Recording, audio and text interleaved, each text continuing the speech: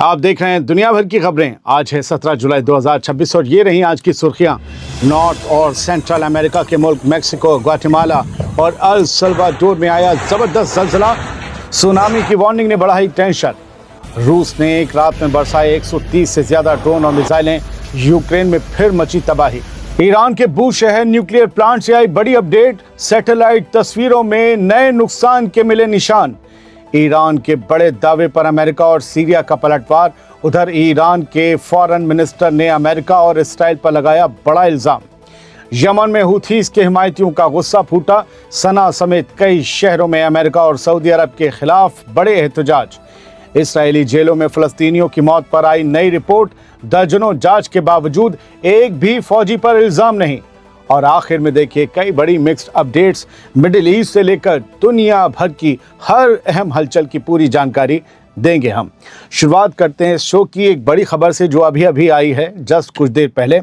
भारत के वक्त के मुताबिक रात करीब 9 बजे 3 मुल्कों मैक्सिको, ग्वाटेमाला और अल सल्वाडोर में ज़बरदस्त ज़लज़ले के झटके महसूस किए गए। वहाँ इस वक्त दिन का 10:30 बज रहा था या 11। 7.4 शिद्दत वाले इस ज़लज़ले के बाद सुनामी की वार्निंग भी जारी कर दी गई है। आज सामने आई तस्वीरों में कई पहाड़ी इलाकों से बड़े बड़े पत्थर और चट्टानें खिसकती दिखाई दी, जबकि कई इमारतें इतनी ज़ोर ज़ोर से हिल रही थीं कि ऐसा लग रहा था कि मानो ताश के पत्ते आपस में टकरा रहे हों। ज़लज़ले के झटके महसूस होते ही लोग दहशत में अपने घरों से, दफ्तरों से, दुकानों से बाहर निकलकर सड़कों पर आ गए। अभी वेनेजुएला में आए ज़लज़ले का खौफ भी पूरी तरह से ख़त्म नहीं हुआ था और अब मैक्सिको, ग्वाटेमाला और अल सल्वाडोर में महसूस किए गए इस ताकतवर ज़लज़ले ने पूरे रीजन में एक बार फिर से दहशत फैला दी है। अमेरिका के जियोपॉलिटिकल सर्वे USGS के मुताबिक 7.4 शिद्दत वाले इस ज़लज़ले का मरकज़ सेंटर मैक्सिको के जनूबी सूबे के साहिल के करीब था। ज़लज़ला ज़मीन से महज 10 किलोमीटर गहराई में आया। इसकी वजह से इसके तेज़ झटके पड़ोसी मुल्क ग्वाटेमाला और अल सल्वाडोर तक महसूस किए गए। ज़लज़ले के फ़ौरन बाद सुनामी की वार्निंग जारी कर दी गई। फ़िलहाल किसी बड़े नुकसान या किसी जानी नुकसान की कोई ऑफिशियल इत्तला सामने नहीं आई है। नॉर्थ अमेरिका और सेंट्रल अमेरिका का जब हम जिक्र करें तो इट डजंट मीन कि वो डोनाल्ड ट्रंप वाला अमेरिका है। डोनाल्ड ट्रंप वाले अमेरिका का नाम है United states of America, US। North America एक कॉन्टिनेंट है जैसे एशिया, छोटा मोटा साउथ अमेरिका भी। तो इनमें कई मुल्क हैं। मैक्सिको नॉर्थ में है, सेंट्रल में ग्वाटेमाला और अल सल्वाडोर हैं, जबकि साउथ में नीचे क्यूबा और वेनेजुएला वगैरह हैं। अगर कोई गलती हो तो आप लोग बहुत ज़्यादा ज्योग्राफी जानते ही होंगे। बहुत से लोग हमारे व्यूअर्स में से जाहिर सी बात है बड़े काबिल लोग देखते हैं, बढ़ते हैं आगे। रूस और यूक्रेन के बीच जंग अब और ज़्यादा शदीद होती दिखाई दे रही है। 17 जुलाई की दोपहर यूक्रेन के सदर व्लादिमीर ज़ेलेंस्की ने कुछ तस्वीरें शेयर करते हुए रूस के ताज़ा हमलों में हुई तबाही की डिटेल दी है। ज़ेलेंस्की के मुताबिक रूस ने रात भर में यूक्रेन के कई शहरों पर मिसाइलों, ड्रोन्स और गाइडेड बमों से हमले किए।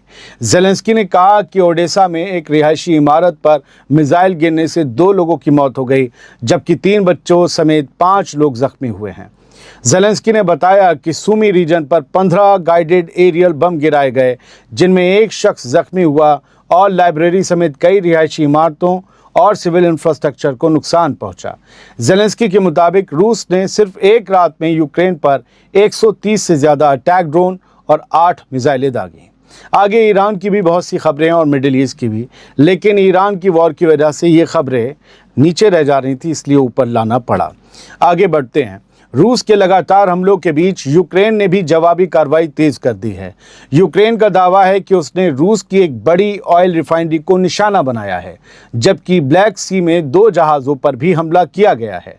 यूक्रेन की फ़ौज ने 17 जुलाई को ये बताया कि उसने एक दिन पहले रूस के यारोस्लावाल रीजन में मौजूद एक ऑयल रिफाइनरी पर हमला किया।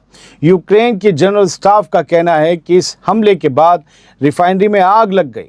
यूक्रेन ने यह भी दावा किया कि ब्लैक सी में एक गैस कैरियर और एक टैंकर को भी यानी जहाज़ को भी निशाना बनाया गया है।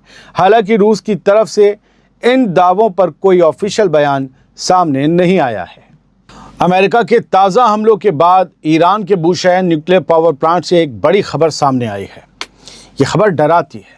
सैटेलाइट तस्वीरों में पहली बार प्लांट के अंदर नए नुकसान के निशान दिखाई दिए हैं, यानी ताज़ा हमले हुए हैं बूशहर न्यूक्लियर प्लांट पर।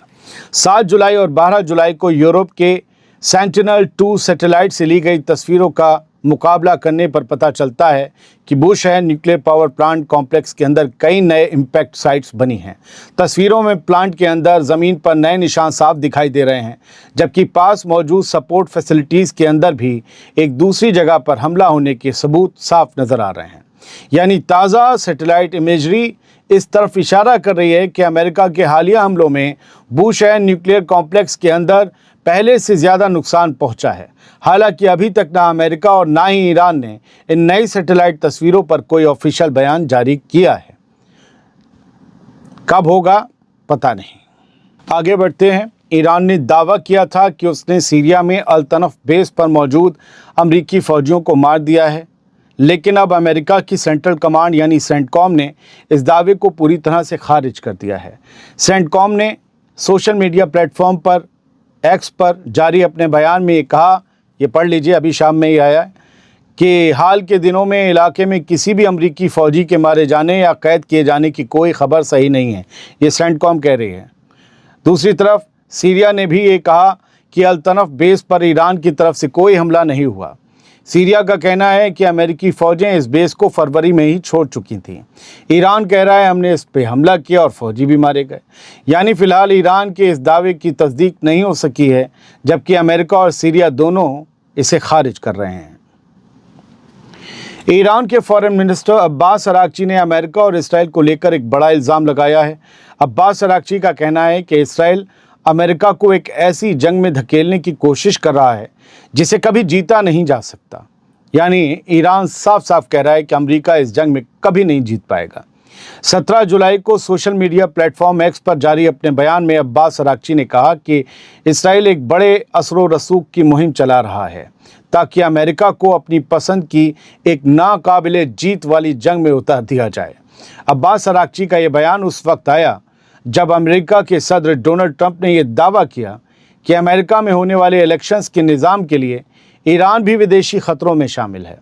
अरागची ने ट्रंप के इस बयान पर तंज़ करते हुए लिखा, अमेरिकियों को विदेशी असर रसूख से ख़बरदार किया जा रहा है और इसराइल के लिए, जो कि खुद एक विदेशी है, उसके लिए खुद टैक्स पेयर्स के पैसे से जंग छेड़ी जा रही है। यमन में अमेरिका और सऊदी अरब के ख़िलाफ़ अब हूथियों और उनके सपोर्टर्स का गुस्सा फूट पड़ा है। 17 जुलाई को यमन की कैपिटल सना समेत कई शहरों में जुमे की नमाज के बाद हज़ारों लोग सड़कों पर उतर आए और अमेरिका सऊदी के ख़िलाफ़ ज़बरदस्त एहतजाज किया, प्रोटेस्ट किया। सामने आई तस्वीरों में बड़ी तादाद में हूथीज़ के हिमायती सना की सड़कों पर जमा दिखाई दिए, जहां उन्होंने अमेरिका और सऊदी अरब के ख़िलाफ़ नारेबाजी की। इस दौरान सादा शहर में भी एक बहुत बड़ा मार्च निकाला गया।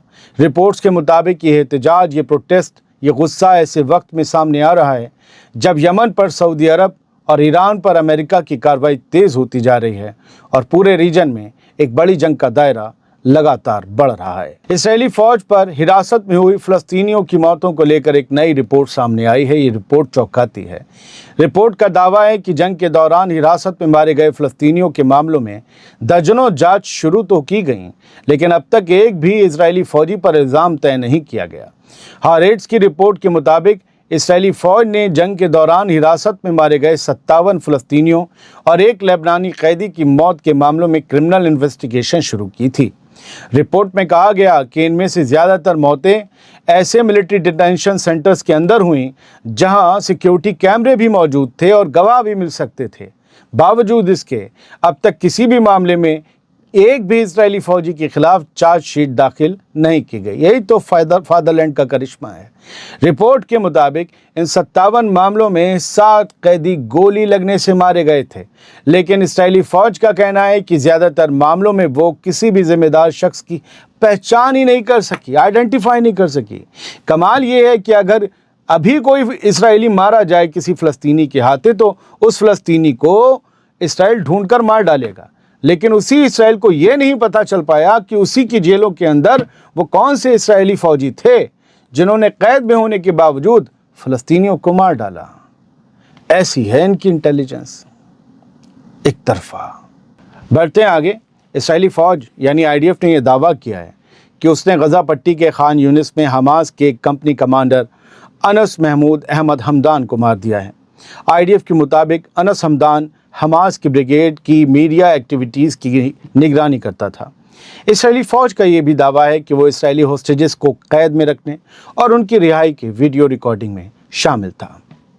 اسرائیل کی نیسٹ نے ووٹنگ کے بعد پارلیمنٹ کو بھنگ کرنے یعنی ڈیزالو کرنے کا فیصلہ کر لیا ہے۔